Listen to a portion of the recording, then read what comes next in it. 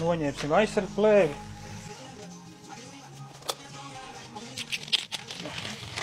Protams, griež pa neredzamo vietu, lai cilvēks saņem duris, lai nav kaut kādi skrāpējumi vai kas. Plēvi to ārā.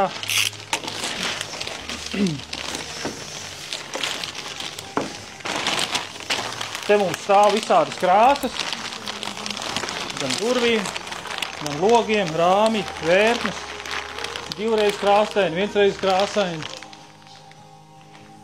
Siltumā sanest pirms ziemas. Labi, tā. Tad ņem darba lapu, skatās izmērus, noliek priekšā, apstās informāciju, cik kāda izmēra, kas kāds rokturis, kāda krāsa, un tad uz zāģa liek izmērus attiecīgos. Pa priekšu zāģē durvīm rāmi, un tas kā kurā firmā izvēlās cilvēki. Mēs personīgi zāģējam rāmi, un pēc tam vērtni.